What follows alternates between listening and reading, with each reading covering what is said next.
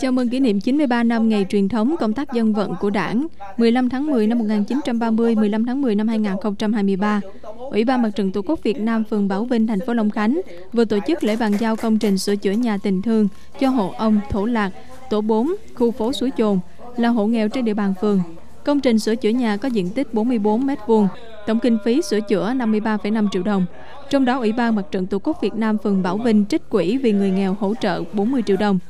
Số tiền còn lại do Mạnh Thường Quân ủng hộ. Nhân dịp này, Ủy ban Nhân dân, Ủy ban Mặt trận Tổ quốc và Mạnh Thường Quân đã trao tặng các phần quà chia vui cùng gia đình ông Thổ Lạc.